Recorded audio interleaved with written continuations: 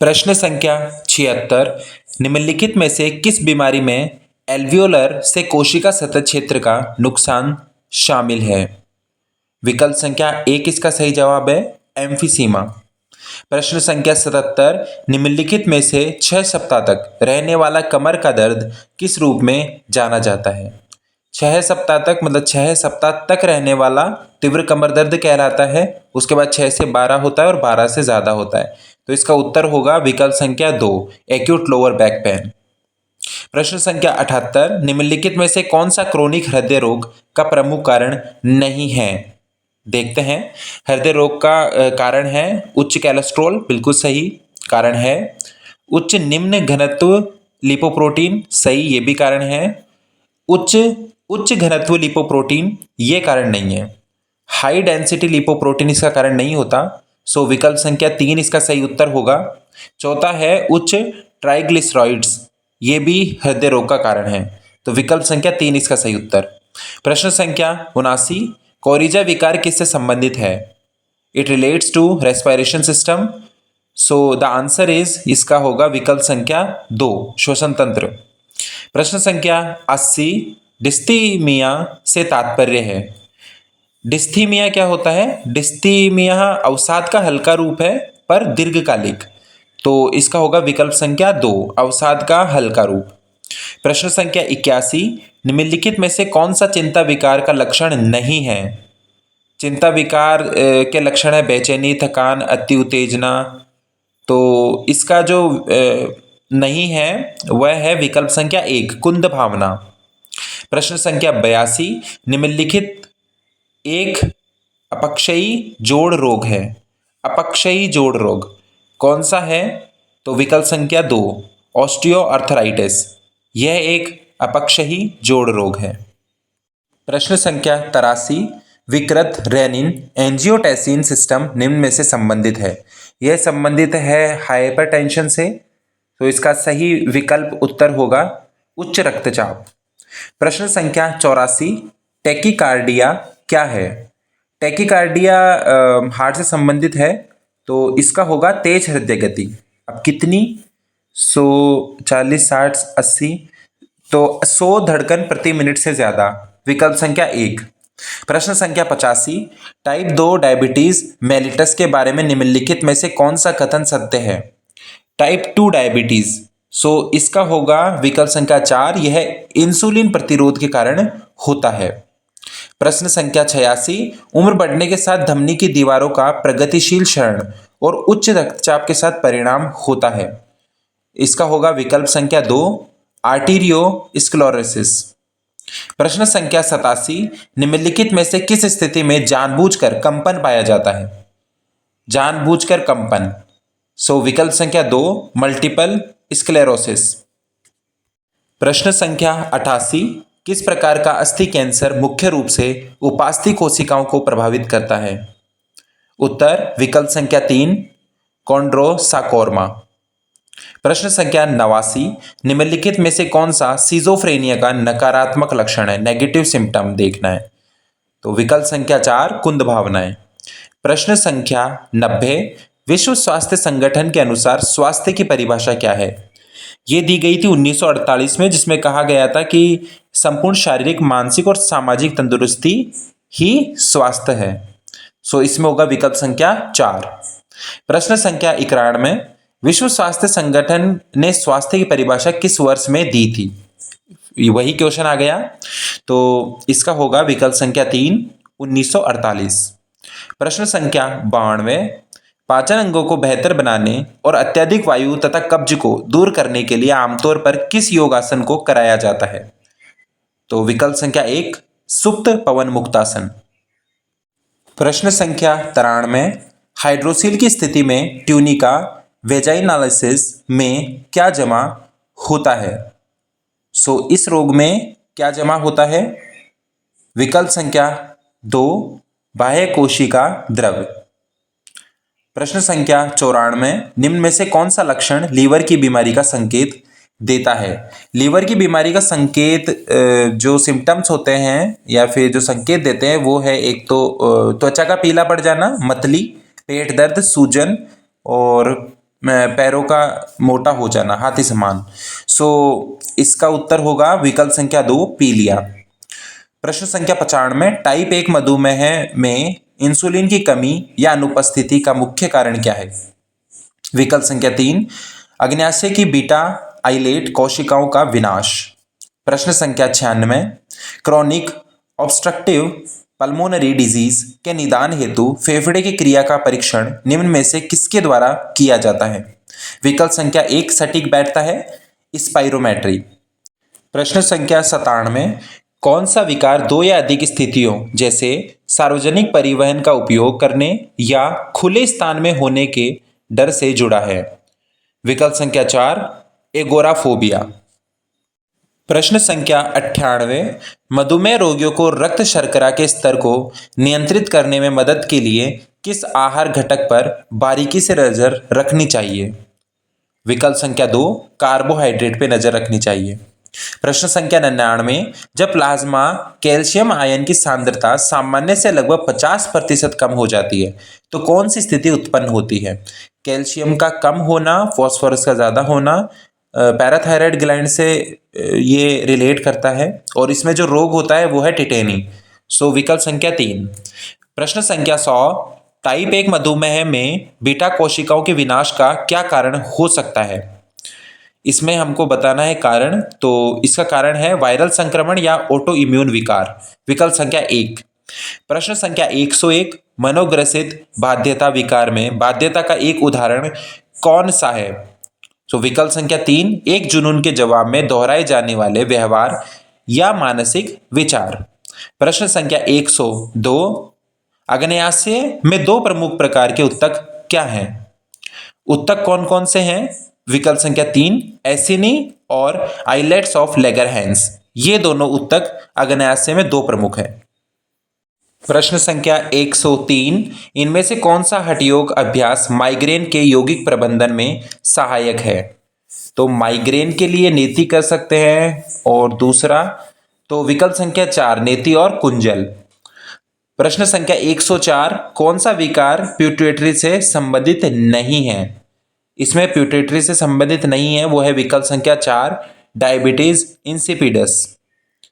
प्रश्न संख्या 105, लेबिरिंथाइटिस किससे संबंधित विकार है? यह जो विकार है वह संबंधित है कान से। विकल्प संख्या 3 सही उत्तर होगा।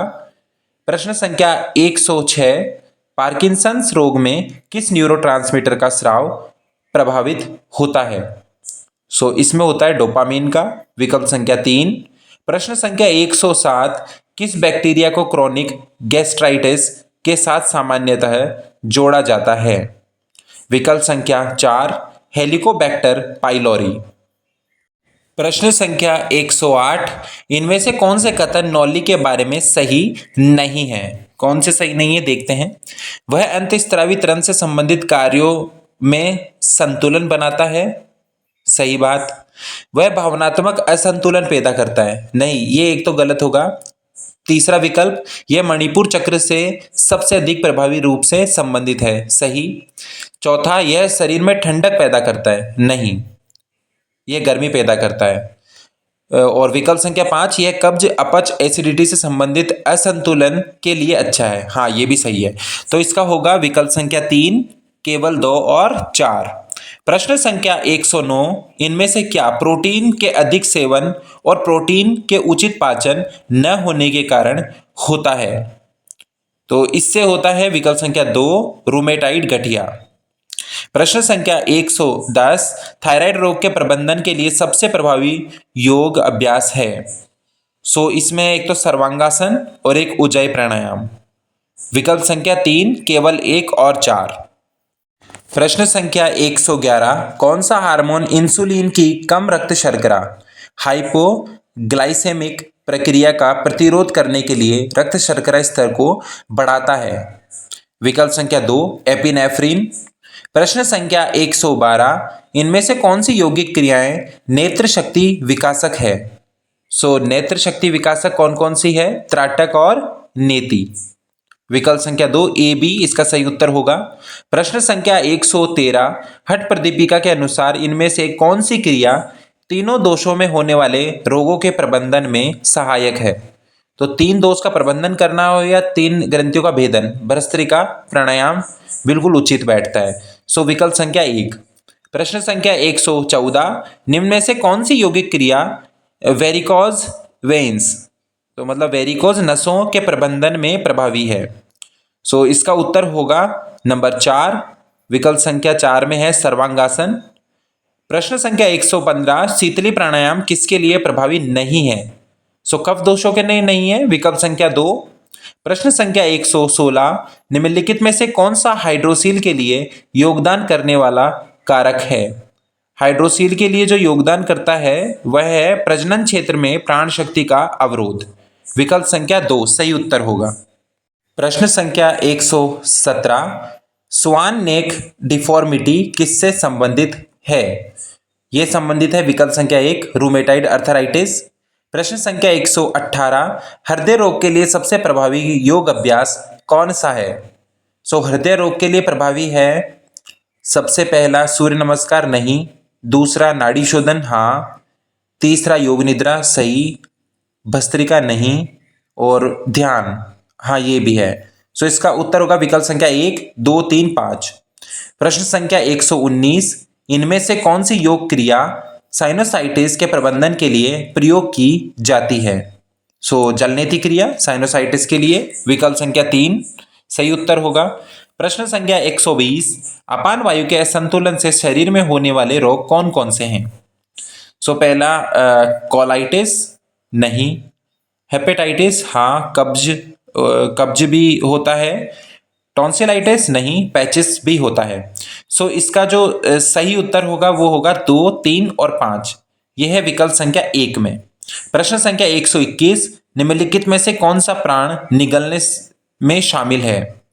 सो उदान प्राण, विकल्प संख्या 3 सही उत्तर। प्रश्न संख्या 122, किसकी कमी के कारण बेरी बेरी होता है? बेरी बेरी विटामिन B1, तो विकल्प संख्या 2। प्रश्न संख्या 123, डायफॉर्म किस नर्व से जुड़ा है?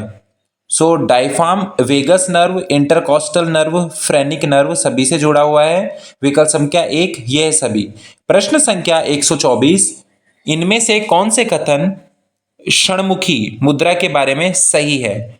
षणमुखी मुद्रा के बारे में कौन से सही है? यह कान नाक गले से संबंधित संक्रमण में सहायक है, सही बात है। यह पेट के कृमि संक्रमण के प्रबंधन में सहायक है, नहीं। इसके बाद आता है ये वर्टिग्रो के प्रबंधन में सहायक है, हाँ इसमें है ये सहायक। और यह प्रत्याहार की स्थिति उत्पन्न करता है, यह भी सही है। 5वां, मानसिक अवसाद से ग्रस्त लोगों को इसका अभ्यास प्रतिदिन करना चाहिए, नहीं ये गलत है। सो इसका उत्तर होगा विकल्प संख्या 1, 1, 3, 4।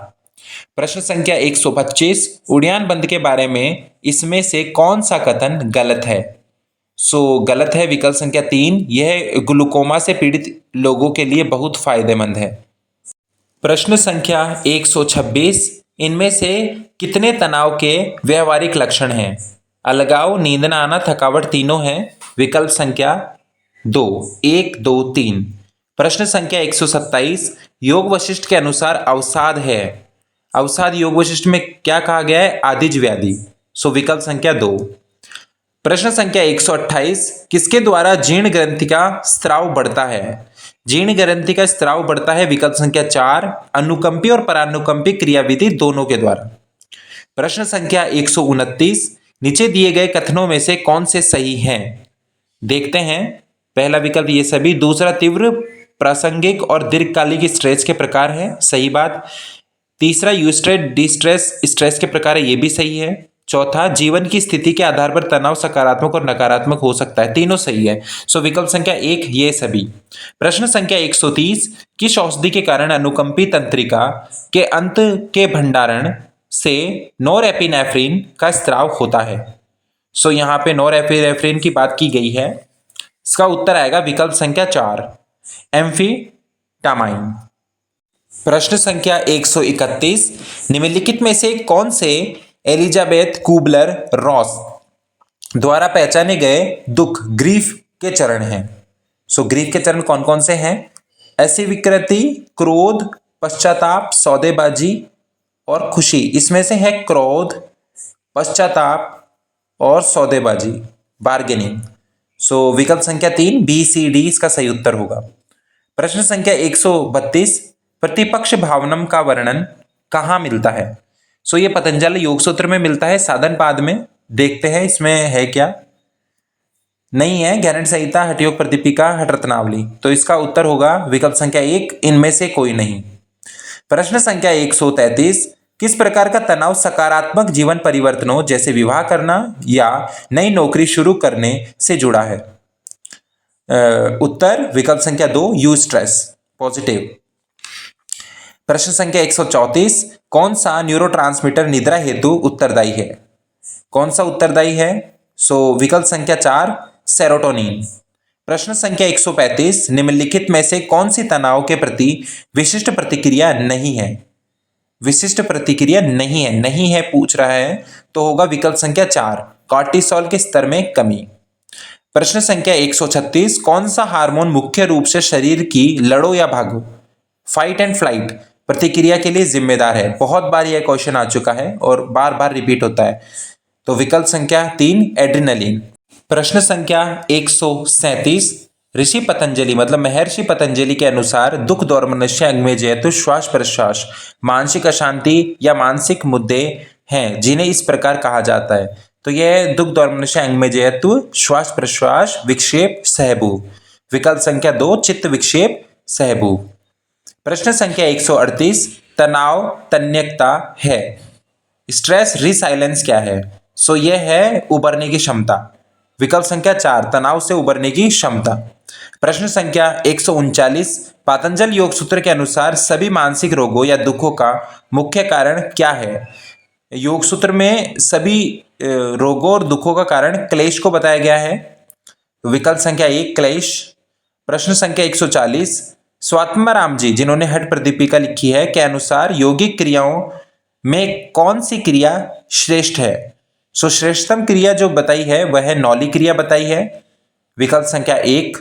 प्रश्न संख्या 141, मनोमय कोश किस शरीर का भाग है? मनोमय कोश जो है वह है सूक्ष्म शरीर का भाग। विकल्प संख्या 3। प्रश्न संख्या 142, कौन सा न्यूरोट्रांसमीटर असंतुलन मानसिक विकार जैसे कि सिजोफ्रेनिया, मूड विकार, panic disorder, attention deficit, hyper active विकार, post traumatic stress disorder, obsessive compulsive disorder से जुड़ा हुआ है? सो इसका उत्तर, हम बहुत बार इस क्वेश्चन को 2 बार तो आ चुका है ये। सो सेरोटोनिन, विकल्प संख्या 2। प्रश्न संख्या 143, निम्नलिखित में से कौन सा मानसिक स्वास्थ्य समस्याओं में योगदान देने वाला सामाजिक पर्यावरणीय कारक नहीं है? सो इसका होगा निम्न आत्मसम्मान। विकल्प संख्या 1। प्रश्न संख्या 144, निम्नलिखित कोशों का उनके स्वास्थ्य संबंधी गड़बड़ियों से मिलान करें। स्वास्थ्य गड़बड़ी देखनी है। अन्नमय कोश शारीरिक समस्या जैसे थकान, प्राणमय कोश इसका होगा सांस लेने से संबंधित समस्याएं जैसे हाइपर वेंटिलेशन। 3 मनोमय कोश, ये है उत्तेजना चिड़चिड़ापन, अशांत मनोदशा, क्रोध, विज्ञान में खराब ध्यान एकाग्रता, स्मृति, निर्णय लेने की क्षमता। सो इसका होगा विकल्प संख्या 1, CBAD। प्रश्न संख्या 145, हठ प्रदीपिका के अनुसार महामुद्रा किस रोग में लाभकारी है? यह है अपच और त्वचा रोग। सो इसका उत्तर होगा बी और सी। प्रश्न संख्या 146, चक्रों के बारे में निम्नलिखित में से कौन सा कथन गलत है? गलत देखना है। आज्ञा चक्र बुद्धि, अंतर्ज्ञान, ज्ञान और मानसिक क्षमताओं से संबंधित है, सही। विशुद्धि चक्र व्यक्तिगत सुरक्षा, भौतिक संपत्ति, कामुकता से संबंधित है, सही। मणिपुर चक्र व्यक्तिगत शक्ति, गतिशील क्रिया और आत्मसम्मान से संबंधित है, यह गलत है। और अनाहत चक्र प्रेम करुणा भावनाओं से संबंधित है, सही बात है। सो विकल्प संख्या 3 इसका सही उत्तर होगा। प्रश्न संख्या 147, निम्नलिखित में से कौन से कथन सही हैं? सो सही कथन कौन कौन से? शवासन, योग निद्रा और प्राणायाम तनाव संबंधी विकारों में सहायक है, सही। क्रोनिक पेप्टिस अल्सर के मामले में शीतली प्राणायाम लाभदायक है, सही। उच्च रक्तचाप के मामले में शवासन लाभदायक नहीं है, यह गलत, क्योंकि यह लाभदायक है। चौथा, ब्रोंकियल अस्थमा के मामले में चक्रासन और मत्स्यासन लाभदायक है, सही। 5वां, हृदय संबंधी विकारों के मामले में वसायुक्त भोजन लाभदायक है, यह भी सही। तो इसमें सही कौन कौन से हो गए? 1, 2, 4, 5, 3 को छोड़ के सारे सही हैं। विकल्प संख्या 1। प्रश्न संख्या 148, किस न्यूरोट्रांसमीटर का निम्न स्तर अवसाद से जुड़ा हुआ है जिसके कारण मूड खराब होना, नींद में खलल पड़ना और कामेच्छा में कमी जैसे लक्षण उत्पन्न होते हैं? उत्तर विकल्प संख्या 4 सेरोटोनिन। प्रश्न संख्या 149, निम्नलिखित में से कौन सा द्विध्रुवी विकार का एक प्रकार नहीं है? कौन सा विकार नहीं है? विकल्प संख्या 4 इसकी जो अफेक्टिव डिसऑर्डर। प्रश्न संख्या 150, आसन के बारे में इनमें से कौन से कथन सत्य हैं? वे मानसिक और भावनात्मक तनाव द्वारा बनाए गए दुष्चक्र को तोड़ते हैं जो असामान्य मुद्रा उत्पन्न करते हैं। सही। आसन शारीरिक विश्राम विकसित करते हैं जिससे मन शांत होता है। सही। वे मांसपेशियों और जोड़ों में फंसी तनावग्रस्त ऊर्जा को मुक्त करते हैं। सही। वे मस्तिष्क के दो गोलार्धों को संतुलित करने में मदद करते हैं। यह भी सही। वे एंडोर्फिन नामक अच्छा महसूस करने वाले पेप्टाइड्स को बढ़ाते हैं। यह भी सही। तो इसमें सारे ही सही हैं। सो विकल्प संख्या 1, 1, 2, 3, 4, 5।